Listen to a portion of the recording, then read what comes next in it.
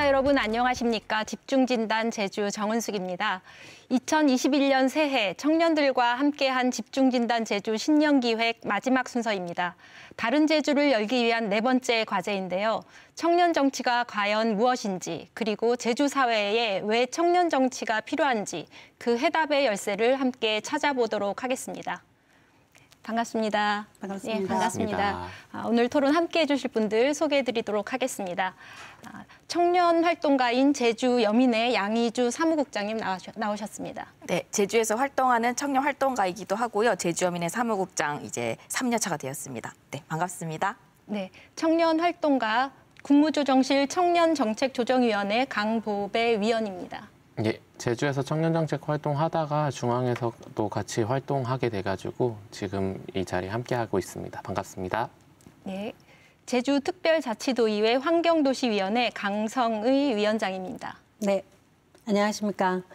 30살부터 정치에 관심을 가지고 있었고요. 50대가 되어서 현실 정치에 진입한 도의원 강성입니다. 반갑습니다. 예, 언론인이자 정책연구자이신 윤형중 연구원님 나오셨습니다. 네, 반갑습니다. 저는 서귀포에 살고 있는 정책연구자이자 두 아이의 양육자입니다. 윤영중이라고 합니다. 예, 이렇게 함께해 주셔서 감사드립니다. 예, 다른 제주 사회를 만들기 위한 2021년 과제들을 저희가 다루고 있는데요. 오늘은 청년 정치에 대해서 논의해 보도록 하겠습니다. 우리가 청년이라고 할 때 많은 분들이 청년의 기준이 도대체 뭔가, 그리고 나는 청년에 속하는가 아닌가 이런 생각들을 하고 계시는 것 같습니다. 그래서 청년에 대한 기준과 그 정의 이 부분에 대해서 먼저 좀 논의해 보도록 할 텐데요. 우선 법적, 제도적 기준 먼저 좀 이야기를 해보겠습니다. 어떤 분이 먼저? 제가 먼저 말씀드리겠습니다. 작년에 청년기본법이 이제 본격적으로 통과됨에 따라가지고 대한민국의 법적인 청년의 나이는 이제 19세부터 34세를 뜻하는 용어가 돼 있는데요. 예. 제주 청년기본조례는 2017년 통과돼가지고 작년 말에 개정 또 돼가지고 39세를 뜻하고 있어요. 네. 그리고 이게 지역마다 조금씩 차이들도 있긴 한데 많은 데는 49세까지 청년인 지역도 있고요. 그래가지고 청년을 꼭 이렇게 법적으로 해석하고 이렇게 할 때는 훨씬 더 넓은 폭으로 보여질 때도 있고, 중앙정부 차원에서 봤을 때는 34세까지 보기도 하고 이게 되게 차이들이 많이 있긴 한데요. 이것은 어쩌면 청년들의 위치성, 어떤 이행 과정에 대한 지점들이 중요하다고 생각되기 때문이라고 생각이 듭니다. 청년이 도대체 어떤 시기를 뜻하느냐에 대한 부분들에 대해서 고민들이 좀 있어야 되지 않나 싶긴 하고요. 저희가 봤을 때 청년기는 보통 이제 사회 진입기, 그리고 사회 초년기, 사회생으로서의 초년기를 주로 뜻하는 용어로서 봐야 하지 않을까. 저는 이렇게 생각이 듭니다. 예, 좀 다양하군요. 이렇게 일치되지 않고 34세, 39세, 많게는 49세도 말씀을 해주셨고요. 또 다른 의미에서 말씀해 주실 분 계십니까? 네, 법에서는 어쨌거나 연령을 어떻게 좀 제한적으로 규정하느냐에 따라서 지원의 범위라든지 이런 부분들이 좀 다르기 때문에 그런 것 같습니다. 앞서 강보배 의원님 말한 것처럼 청년시기라고 하는 것이 어떤 새로운 시작, 얘기하는 거고, 이제 성인으로서의 성장한 이후에 학업으로서의 새로운 시작이든 취업으로서의 새로운 시작이든 아니면 새로운 가정을 일구는 그런 초보 어쨌거나 세대 그다음에 결혼을 하는 초보자들, 그런 분들의 어떤 시작을 의미할 때 그런 시작을 좀 더 디딤할 수 있는 어떤 사회적 자원을 얼만큼 좀 지원해서 시작을 조금 단단하게 시작할 수 있겠는지에 대한 어떤 사회적 관심들이 모아지면서 청년 정책들이 만들어지다 보니까 연령별의 차이들이 곳곳에 있는 것 같습니다. 예, 알겠습니다. 예, 연령별로는 물론 이제 법에 따라 좀 다르긴 한데요. 저는 청년기본법에는 청년에 해당되지 않지만 네. 제주도 청년 조례에서는 해당이 되는 편이거든요. 그래서 네. 이렇게 이 법에서는 물론 지원 대상이냐 아니냐를 가리는 게 중요하기 때문에 그 연령 기준이 좀 다양한 것으로 좀 알고 있고요. 근데 보다 중요한 거는 청년이 무엇을 의미하는지가 예전과 좀 달라졌다는 것이에요. 청년의 의미라는 것은 이제 강보배 의원님 말씀하신 대로 사회 진입기 라고 얘기를 할 수 있는데요. 예전에는 사회 진입기에 있는 청년들에게 이런 말들을 많이 했어요. 젊어서 고생은 사서도 한다. 요즘은 그런 말 어디 가서 하면 많이 혼납니다. 네. 청년들이 많이 화가 나고요. 그런 말, 왜 화가 나냐면은 젊어서 고생을 해도 보상이 없기 때문이에요. 그게 왜 그러냐면은 사회가 많이 변했기 때문인데요. 한국 사회가 굉장히 고성장 사회였죠. 근데 2000년대 이후엔 굉장히 저성장 사회로 진입을 했습니다. 또 굉장히 고령화 사회가 되었고요. 또 부동산과 상당한 자산들은 자산 가치가 굉장히 커졌습니다. 그래서 청년들이 돈을 모아서 그런 자산을 구입하는 게 굉장히 어려워졌고요. 이런 사회 구조적인 것들이 많이 달라졌기 때문에 사회 진입기에 있는 청년들이 처한 사회적 위치가 굉장히 많이 달라졌습니다. 그게 청년이 나이대로는 비슷할지 모르겠지만 이전과는 많이 다른 사회적 의미를 가지게 되었다는 것을 의미합니다. 네. 사회적인 의미가 많이 달라졌다는 말씀 공감이 많이 갑니다. 혹시 덧붙일 말씀 있으십니까? 네, 그러니까 이게 연령으로 지금은 청년을 규정하는 것을 이제 청년이라고 규정할 때 보통 연령을 기준으로 하잖아요. 근데 같은 연령대라도 삶의 결이 아주 다르죠. 이를테면 뭐 20대 후반이어도 누군가는 취업을 준비하고 있는 취준생일 수도 있고 누군가는 뭐 아이를 양육하고 있는 양육자일 수도 있습니다. 그러니까 되게 그 나이대로만 봤을 때라도 다양한 삶의 결이 있기 때문에 이 청년이라는 키워드가 아주 넓은 범주를 포함하고 있기 때문에 그런 좀 세세한 부분들도 살펴봐야 될 필요성이 있다. 그러니까 청년이라고 해도 삶의 결이 모두 다르다라는 생각이 듭니다. 청년이 그냥 단일한 청년이 아니라는 말씀으로 드립니다. 예. 그러면 최근 몇 년 동안에 청년 담론이 많이 일었었고 특히 이제 2018년 지방선거를 전후로 해서는 청년 정치에 대한 이야기도 참 우리 사회에 많았던 것 같습니다. 왜 그런데 청년 정치일까요? 그러니까 청년 정치가 우리에게 필요한 그런 담론이 일고 이럴 정도로 필요한 이유가 무엇인지 좀 말씀을 나눠주시겠어요? 어떤 사회든지 정치는 그 사회의 가장 중요한 변화 그리고 어떤 사회의 문제들을 담고 있는 것 같아요. 그러려고 하면 우리 사회가 어느 세대에서 가장 어려움을 갖고 있는지를 보게 되는 것 같고요. 그러다 보니 청년 정치라고 호명되는 게 아닌가 그런 생각이 들고 앞서 얘기한 것처럼 연령이 아닌 그 개개인의 어떤 청년들의 삶의 방식들이 우리 사회가 가지고 있는 여러 사회적 구조적인 문제들하고 연결이 되면서 그 속에서 풀어야 될 것들이 국가적인 차원으로 그리고 지방정부의 차원으로 풀어져야 될 문제들이 굉장히 많아지고 있다. 그런 측면에서 청년 정치가 계속 정치권에서 호명되고 있는 거 아니냐 이런 생각을 합니다. 일단 청년 정치 물론 2018년도 지방선거 전후로도 많이 논란이 있었는데요. 근데 이 청년이라는 의제가 굉장히 전국적 화두가 되었었던 때는 2016년도에 서울시에서 청년수당이라는 제도를 처음 도입한다고 했을 때였습니다. 그때 굉장히 논란이 컸었죠. 그때는 이제 기성세대의 반응뿐만이 아니라 정부의 반응조차 왜 청년들에게 지원을 하지? 그것도 현금으로? 그러니까 이런 반응들이었어요. 그러니까 근데 그 반응이 지금 돌이켜봤을 때는 좀 굉장히 생경한 게 지금은 청년들이 좀 어렵다 지원의 대상이 된다는 거에서 굉장히 어색하게 보지 않거든요. 굉장히 그러니까 사회를 이미 많이 변화한 것을 굉장히 뒤늦게 인식한 거예요.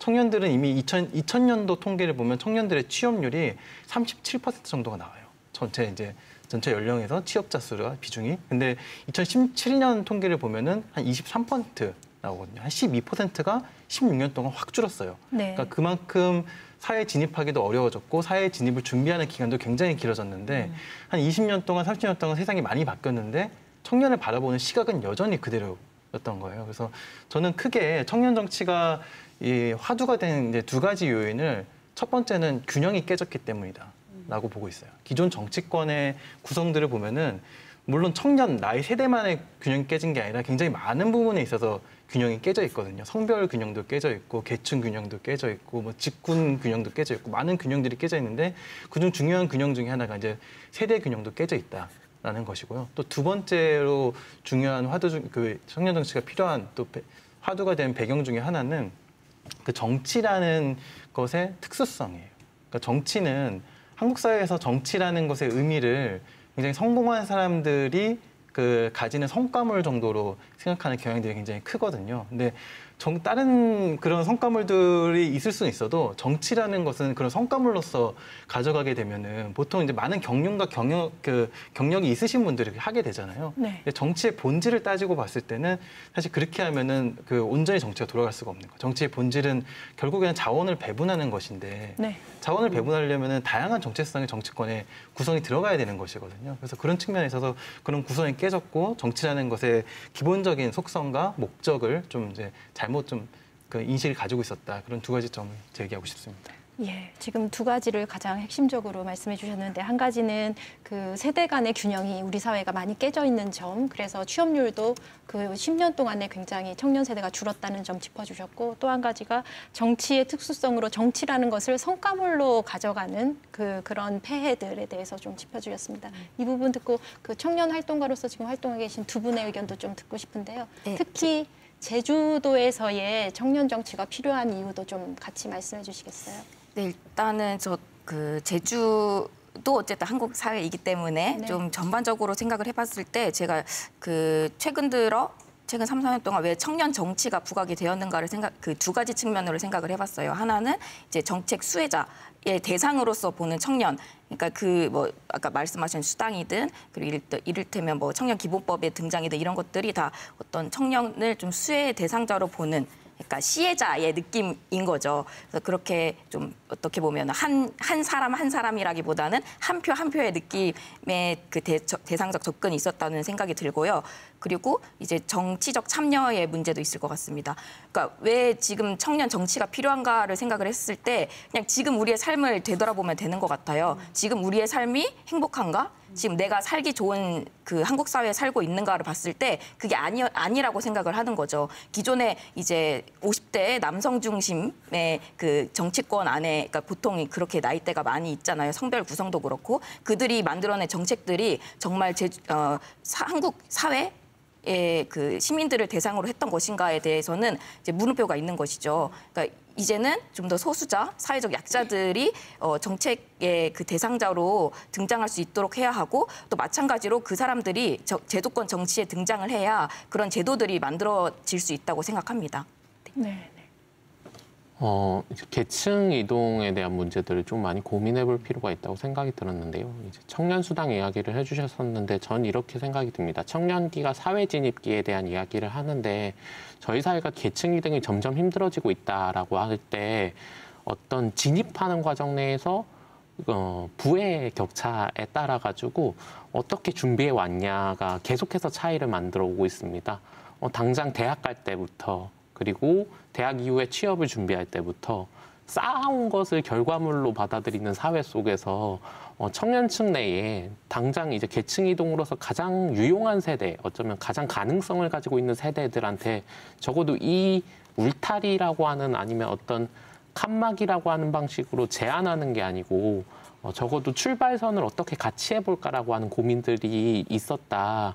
그리고 이러한 속에서 변화가 없이 이런 문제들을 다루지 않게 됐을 경우 청년들이라고 하는 차원에서 점점 더 불평등이 심화되고 이 속에서 고민들이 많아진다고 했을 때는 사회의 역동성 자체가 떨어지는 문제로서 이어질 수 있다는 생각이 들었습니다. 그리고 다른 한편으로는 사회 변화가 엄청나게 빠르게 이루어지고 있습니다. 이건 기술적인 부분들이 또 있고요. 환경적 요인들도 있고 정말 이제 기후적인 차원의 환경도 있겠지만 다양한 둘러싼 환경들의 문제들이 계속해서 가장 압박을 하고 있는 세대가 되는 게 청년 세대라고 생각이 들거든요. 특히 이제 기후위기에서 지금 당장 위기성을 느끼기도 하지만 이 변화된 기후 속에서 가장 오랜 기간 살아가야 될 세대들은 또 청년들이기도 하거든요. 그렇죠. 그러다 보니까 위기감도 서로 다를 거고 이 문제를 어떻게 다뤄야 될 것인가에 대한 생각도 다를 거라고 생각이 들어요. 또 기술적인 차원에서도 당장 스마트폰이 세상에 태어났을 때부터 존재하는 세대와 네. 나중에 기술로서 배운 세대에 대한 지점이 받아들이는 방식이 다를 거잖아요. 문화적인 차원에서도 이런 저희가 당장 기술에 대한 것뿐만 아니라 컴퓨터, 인터넷이라고 하는 것만 해도 90년생한테는 너무나도 당연하게 인생의 출발기부터 존재했던 것들인데 이런 것들의 변화들처럼 이 정치라고 하는 영역들도 그런 변화에 맞춰가지고 변화들이 필요할 수밖에 없지 않습니까? 근데 가장 정치가 변화가 잘 안 되는 영역이기도 하다고 생각이 들기도 해요. 아까 얘기했던 성과주의 그렇기 때문에 어떤 결과물을 낸 사람들이 나중에 정치를 하게 된다는 건 불평등의 입장에서도 아까 격차 문제에 있어서도 기득권 분들이 가져가시는 게 정치가 되고 그다음에 오랫동안 사회의 안정성을 기준으로 문제를 판단하실 수 있는 기성세대들이 주로 이 정치에 대한 주 타깃이 되고 있는 상황이잖아요. 그러다 보니까 정치가 변화를 못 따라간다. 세상은 변화하고 있는데 정치가 못 따라간다라는 얘기들이 계속 나오고 있는 거고 그렇기 때문에 청년들에 대한 정치 진출을 요구하고 있는가 아닌가 생각이 듭니다. 예, 그 말씀을 드리면서 그 성과를 이미 쌓은 분들이 정치에 이렇게 나아가는 것에 대한 이야기들을 이제 공통적으로 해주셨는데, 저 시청자분들 입장에서 이런 의문도 들 것 같습니다. 그것을 또 달리 말하면 검증된 사람을 정치로 간다. 이렇게도 또 말하는 분들이 계실 것 같거든요. 이 부분에 대해서는 어떤 차이가 좀 있겠습니까? 한번 말씀해 주실 분 계실까요? 글쎄, 예전에는 이제 저도 이제 정치인이다 보니까 예전에는 그랬던 것 같습니다. 제가 이제까지 사회에서 받은 많은 것들을 뭐 지역 주민들을 위해서 아니면은 국가와 사회를 위해서 봉사하는 마음으로 정치를 하겠습니다라고 얘기했었던 부분이 많다고 하면 최근 들어서는 이 사회의 여러 가지 문제를 정치라고 하는 어떤 도구를 가지고 바꿔보겠습니다라고 전환되고 있는 걸로 보면 정치의 개념이 굉장히 과거하고는 좀 다른 방식으로 이제 이해되고 시작한다. 다만 자원의 분배에 있어서 그 당사자들이 얼만큼 더 적극적으로 본인들의 어떤 문제의식을 요구하고 그거에 대해서 좀 더 공감대를 마련해서 좀 더 실질적인 부분으로 어떤 분배 요구까지 갈 수 있느냐라고 하는 거는 그러다 보니 다양한 목소리들이 정치권으로 들어와서 실질적인 어떤 자원의 분배가 이루어져야 그것이 정말로 정치가 수단으로서 이 사회를 그리고 우리의 삶을 바꾸는 그런 역할을 하는 그런 게 됐지 않을까 그런 생각이 들면서 이제는 조금 많이 바뀌고 있구나. 그리고 직업으로서의 정치인, 정치가 또 요즘에는 많은 분들이 당연하지 이렇게 생각을 하는 것 같고 그러다 보니 과거의 뭐 경륜이라든지 뭐 이런 부분들보다는 지금의 이분들이 이런 문제를 해결할 수 있는 어떤 열정이나 어떤 그런 것들이 준비되었는지 그런 것들에 대한 관심들이 좀 많은 것 같습니다. 저는 그렇습니다. 당연히 검증된 사람이 정치권에 그래서 그 활동을 해야죠. 근데 저는 그 검증의 기준이 무엇인가에 대해서 좀 대묻고 싶은데요. 지금 아마 젠더 감수성으로 기준을 삼는다면은 그 현직 정치인들을 제대로 그 검증했는지 상당히 의문이고요. 네. 기후 감수성도 마찬가지예요. 그러니까 지금 우리 사회가 굉장히 중요하다고 생각하는 그런 것들을 검증의 기준으로 삼는다고 한다면 과연 정치인들이 그 문제에 대해 검증된 사람들인가? 이제는 검증의 기준 자체가 좀 바뀔 필요가 있다고 보고요. 또 검증의 기준과 또 경험과 경륜은 좀 다른 것이거든요. 근데 경험과 경륜은 또 한국 사회가 굉장히 청년들이 경험을 쌓기 굉장히 어려운 그런 사회인 건 사실입니다. 또 정치권에서 더더욱 경험을 쌓기가 굉장히 어렵고요. 그래서 그런 측면에서는 좀 바뀌어야 할 것들이 많이 있는데 이제 제도적으로 정치가 어떻게 청년들에게 경험을 쌓게 해줄 것인가는 조금 이따 더 논의를 해보도록 하겠습니다. 예, 알겠습니다.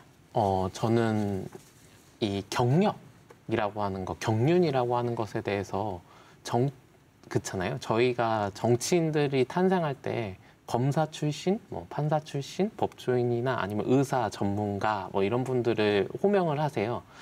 많이들 그렇게 어떤 전문 영역이라고 하는 것들을 경험한 사람들을 호명하는데 청년도 그다음에 어떤 나이가 드신 분들도 결론적으로는 정치로는 초년생이죠. 네. 네. 정치라고 하는 영역도 일종의 영역이라고 생각이 듭니다. 어떤 협상의 기술이든 어떤 사회 경험을 가지고 있는 것으로 그 경험이 쌓아질 수 있는 것들이 있긴 하겠지만 아까 얘기했던 젠더 감수성이든 기후 감수성이든 다양한 지점에 대해서 문제점들을 고민하는 것에 있어서는 그다음부터 경력이 쌓이는 거라고 생각이 들거든요. 특히 어떤 사회적인 합의들을 이루어나는 정치 영역이라고 하는 것은 전문가라고 하는 것으로 일정한 경력을 쌓았다는 영역하고는 또 다른 영역이다.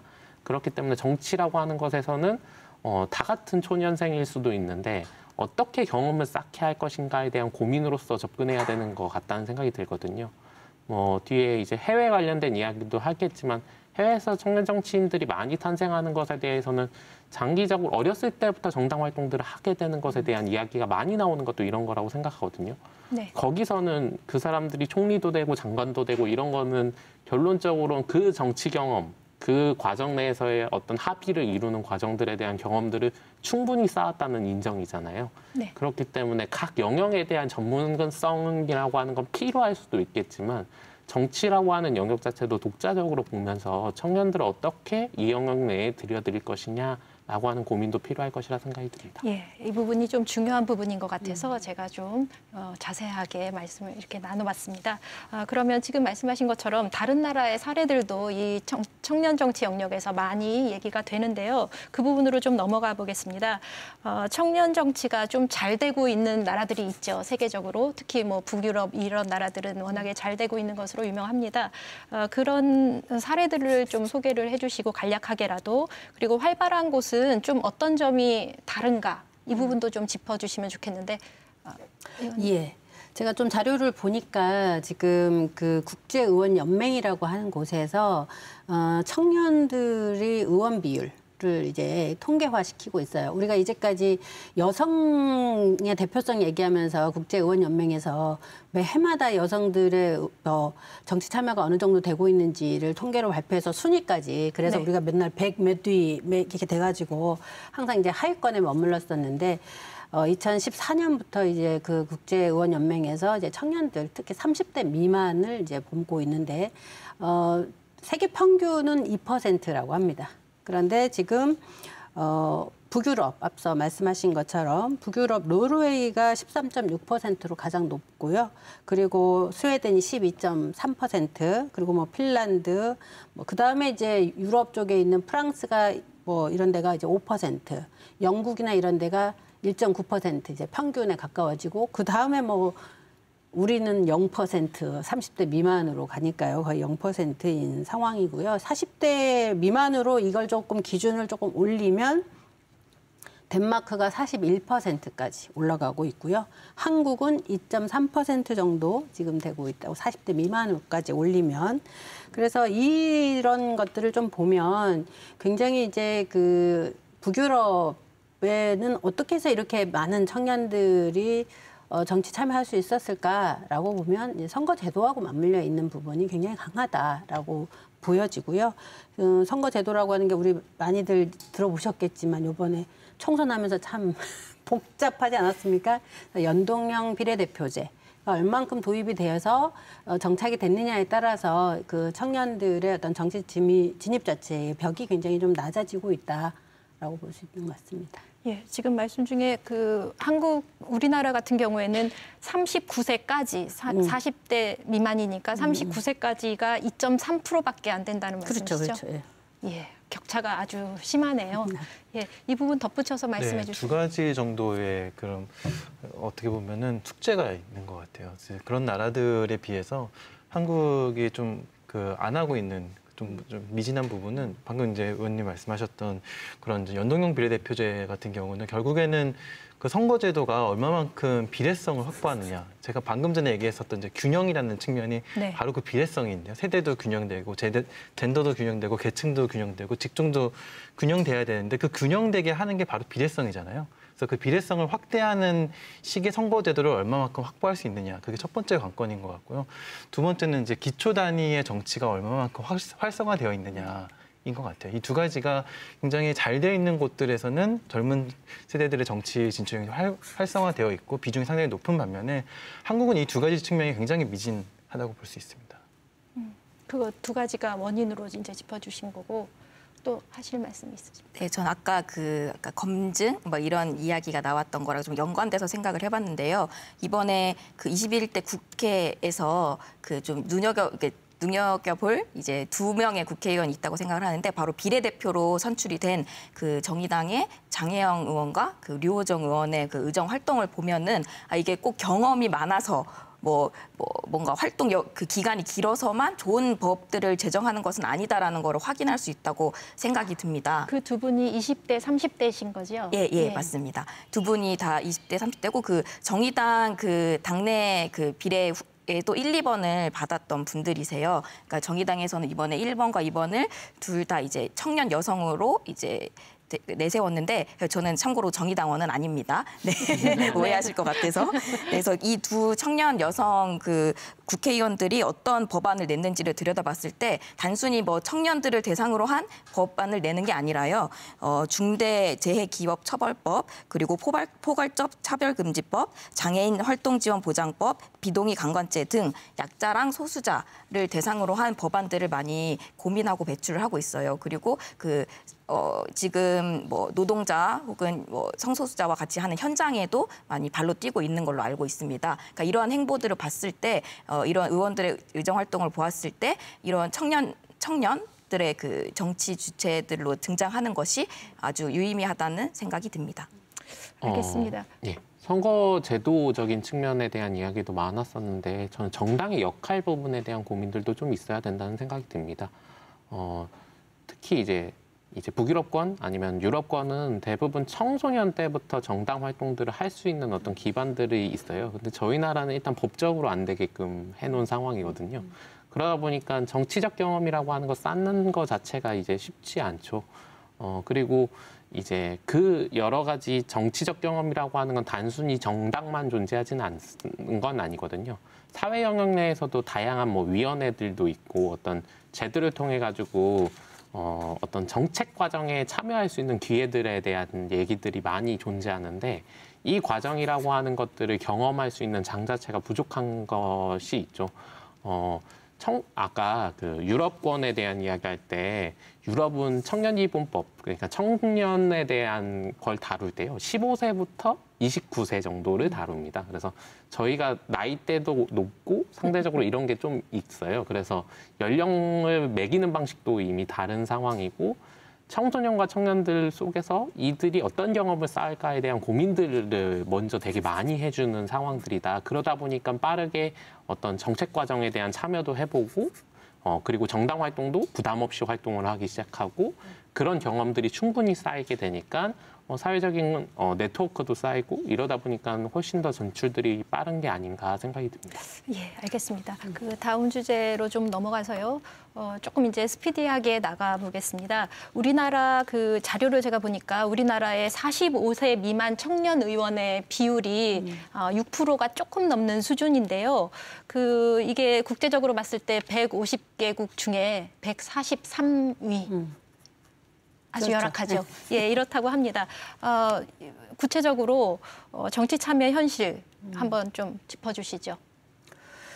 글쎄 뭐 저희가 아까 30대 미만의 정치 참여는 0%가 지속되고 있고 뭐 아주 간혹 아까 0.3% 2명 뭐 이렇게 지금 21대 국회는 이제 그렇게 지금 되어 있는 상황인데 현재의 이제 40대 미만까지 가더라도 지금 뭐 4.3% 그나마 21대 총선에서는 이제 청년들의 참여들이 조금씩은 이제 각 당의 뭐 청년위원회라든지 뭐 여러 가지 활동들을 통해서 그리고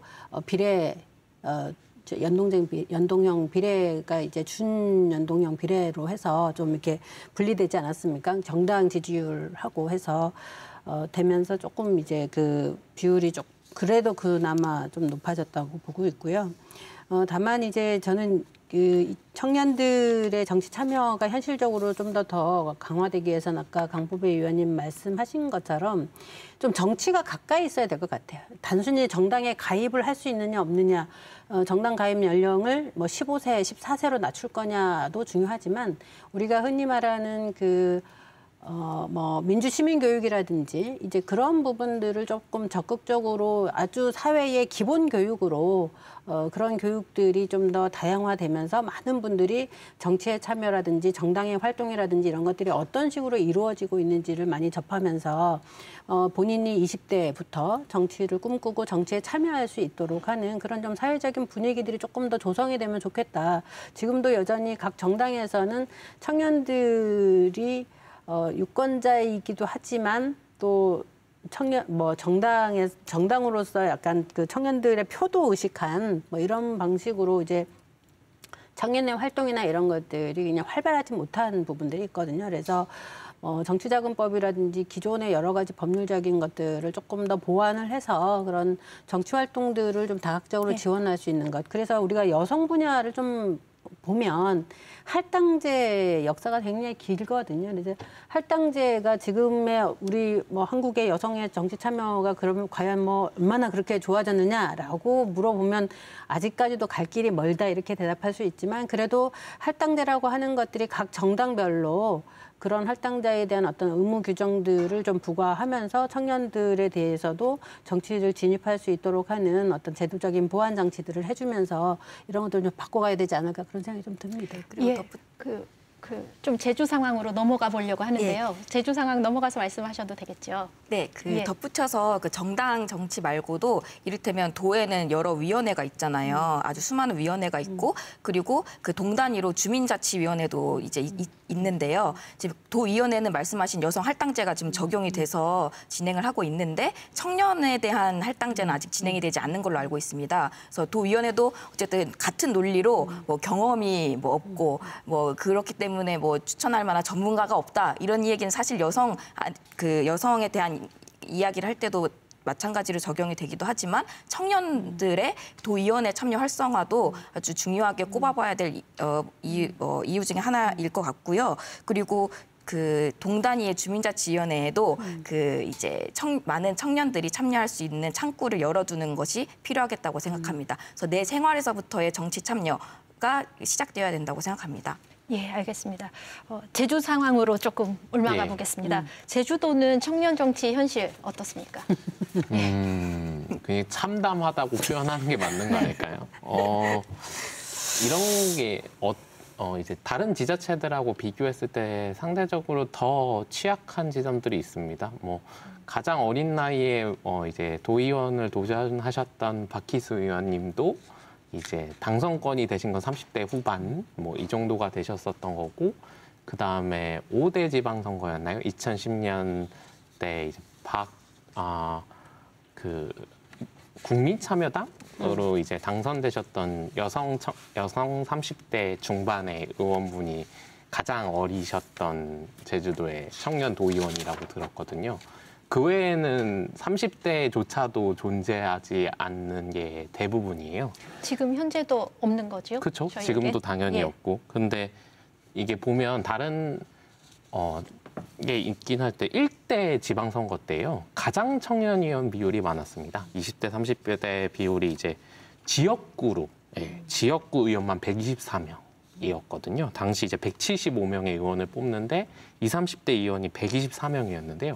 해를 거듭하는 지방선거가 넘어가면 넘어갈수록 꾸준히 줄었습니다. 꾸준히 줄고 폭락도 하고 해가지고 6대 지방선거 때는 17분밖에 당선이 안 돼요. 705명 중에. 예. 그리고 뭐 비례 3분 정도가 뽑혀가지고 이제 총 20명 정도가 당선이 됐었는데 이렇게 계속 감소해 왔던 거거든요. 근데 7대 지방선거는 그래도 광역 비례대표가 이때까지 중에 가장 많았던 선거입니다. 총 20대가 4분, 그다음 30대가 9분. 그래서 13분이 당선됐었는데요. 80명 중 13명이 당선된 거니까 이렇게 세대를 반영했던 적이 별로 없는 선거였기도 해요. 그렇지만 역시 광역 비례가 아닌 선거에서는 청년들의 비중이 그렇게 높진 않았었던 거죠. 결론적으로는 당선의 문제에 있어서 청년들이 쉽지 않은 상황들이 있다고 생각이 듭니다. 청년들이 제주도도 이 당선의 문제가 쉽지 않기 때문에 지역하고 청년들하고 가깝게 다가가기가 쉽지 않잖아요. 젊었을 때 이제 지역하고 어떻게 밀접하게 활동할 거냐에 대한 경험의 폭 자체가 적는 문제들이 이런 청년들의 정치 진출을 막는 한 가지 요인이 되고 있는 거 아닌가 싶습니다. 아까 그 13명 청년 말씀하신 거는 지금 전국이요. 예, 전국 말씀하시는 거죠. 예. 제주도 한 명도 없었어요. 그 제주도의 그 상황에 대해서 강성희 의원님, 그 당선자는 지금 현재 없는데 네. 그리고 그 6회 때도 사실 없었지요. 지난 10대 도의회에서도 없었습니다. 후보자군은 어떻습니까? 후보자는 그래도 있습니까? 후보자는 이제 6회 때는 후보자 6회 때도 없었고 7회 때는 지난 선거 때는 이제 후보자는 한 명이 있었어요. 한 명이 있었고 비례에서도 한 명이 있었고. 그래서 이제 2명이 있었던 거죠, 후보로. 예, 후보자도 이렇게 별로 없는 상황인 것 같습니다. 40대 가면 조금 있지만 30대까지 보면 굉장히 적은 수가 후보로 그렇게 되고 있는 상황인 것 같고 앞서 강보배 의원님 말한 것처럼 조금 특이한 상황인 거죠. 예전 지방선거가 부활이 돼서 이제 시작하면서는 20, 30대들이 지방선거를 통해서 많이 진출하려고 하는 의욕들이 강했는데 그 시기가 과연 언제였을까를 곰곰이 생각해 보면 우리 사회의 정치 상황하고 조금 연결되어 있어요. 그러니까 우리가 이제 80년대 이제 386 이런데 386 세대가 굉장히 그 민주화 세대 아닙니까? 예, 민주화 세대의 그 세대를 경험했던 사람들이 굉장히 정치적인 어떤 역할이나 영역에 대해서 부담 없이 생각을 좀 하고 목소리를 내려고 그런 훈련들이 그 민주화 과정에서 훈련이 되다 보니까 그런 분들이 굉장히 지방선거라든지 뭐 총선이라든지 이런 데 많이 이제 준비를 해서 나가고 그러다 보니까 되는데 이 세대가 이제 나이가 들면서 노후화가 된 거죠. 그런데 그런 정치 훈련들이 계속적으로 이루어지지 못했던 부분들이 이런 상황이 벌어져 버린 것 같고요.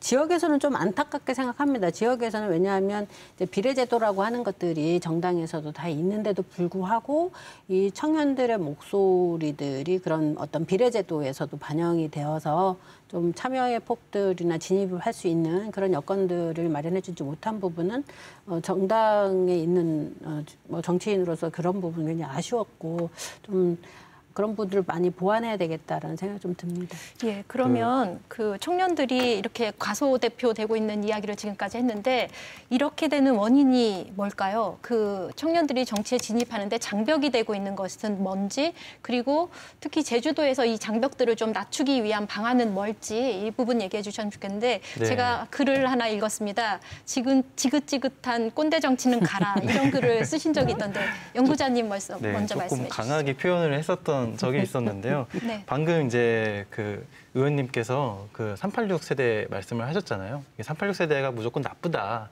뭐 이런 얘기를 하려는 게 아니라 좀 구조적으로 좀 봐야 돼요. 사실 386 세대들이 그 정치권에 이제 활발하게 진출했었던 시기는 그들이 30대였을 때였죠. 이제 90년대와 이제 2000년대 초반이었던 시대인데 그들이 왜 그렇게 이제 80년대부터 20대부터 굉장히 그 사회 진출 활동을 잘할 수 있었는지 잘 따지고 봐야 되는 게 당시 한국 사회의 대학 진학률이 갑자기 그 좀 낮았다가 올라가던 시절이었었어요. 그래서 네. 한국 사회는 굉장히 나이에 따른 위기가 굉장히 강한 사회거든요. 제가 아이를 양육하면서도 많이 느끼는데 처음 만난 그 아이들끼리 나누는 첫 대화가 뭐냐면은 너 몇 살이야?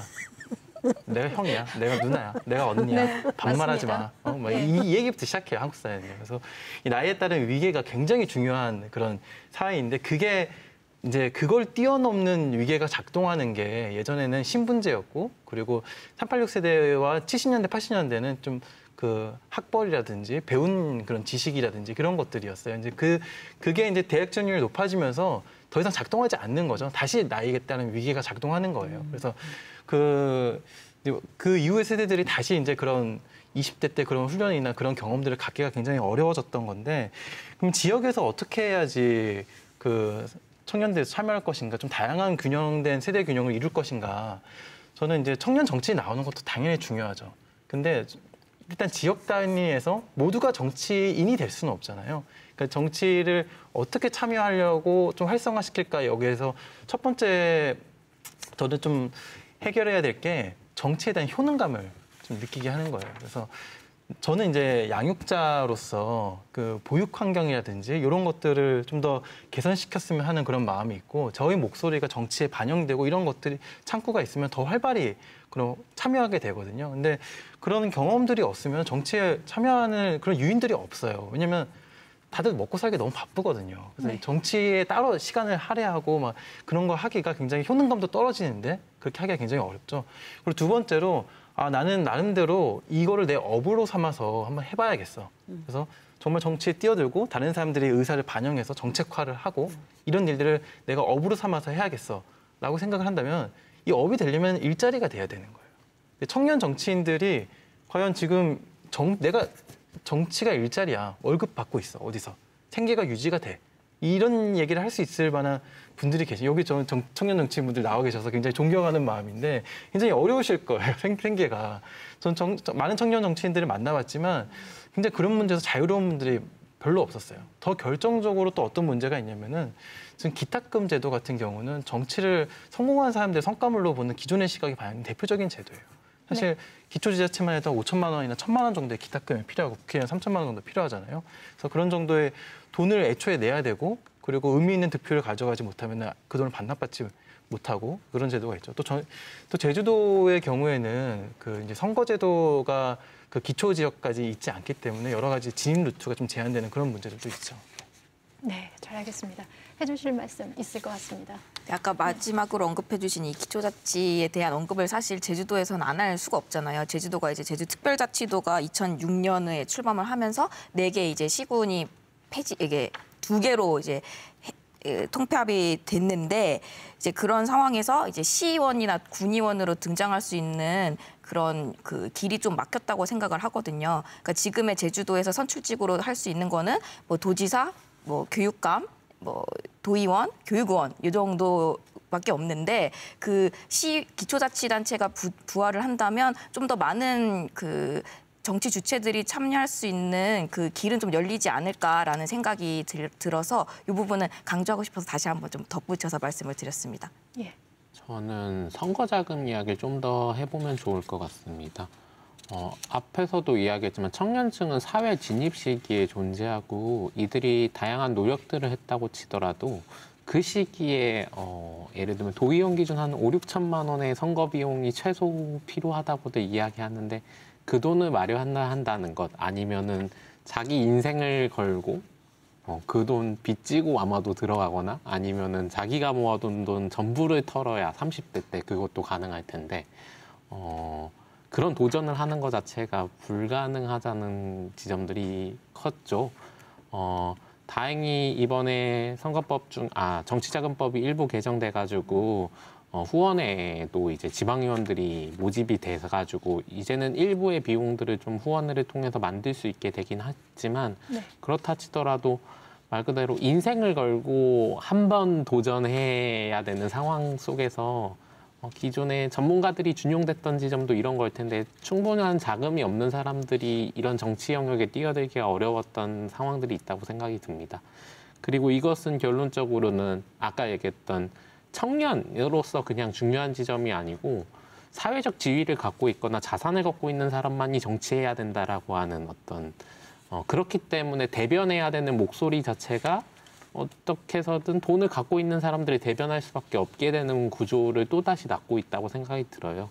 청년 정치가 유의미할 수 있는 거는 말 그대로 그런 자금이 없고 그런 문제에 대해서 더 민감할 수 있는 세대들이 진출해야 어려운 상황에 처해 있는 사람들에 대한 목소리에 좀 더 귀 기울 수 있지 않을까라는 생각이 좀 듭니다.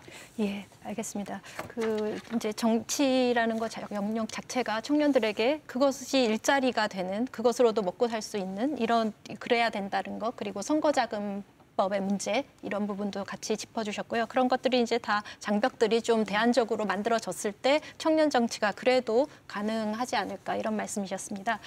그런데 또 한편으로 청년 정치가 좀 경계해야 될 부분도 있을 거는 같습니다. 예를 들면 이제 청년은 청년의 권익만을 대표한다라던가 이런 오독의 가능성도 있어서 좀 청년 정치가 이렇게 경계하면서 가야 될 부분이 어떤 부분이 있을까요?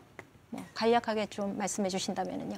그게 이제 청년이 청년만을 대변해야 된다라는 게 청년 정치를 바라보는 가장 큰 오해인 것 같아요. 또 다른 오해 중에 하나는 이제 그 청년이라는 직책을 하나 마련해서 청년 배려했다라고 얘기하는 건데 그걸 요즘 용어로 하면 청년파리 정치라고 얘기를 하더라고요. 근데 저는 청년 정치라는 것은 결국에는 청년의 시각으로 정치를 하는 것이라고 생각해요. 그래서 청년이 자기 시각을 갖고 정치를 하면 되는 거예요. 그래서 자기 시각 보통 그 미국의 청년 정치에 상징하는 두 인물이 있는데 한 명은 AOC라고 오카시오 코르테즈라고 20대 정치인이고요. 한 명은 80대 정치인인 버니 샌더스예요. 왜 20대와 80대가 청년 정치의 그 주역이라고 얘기할까요? 중요한 거는 그 사람 나이가 중요한 게 아니에요.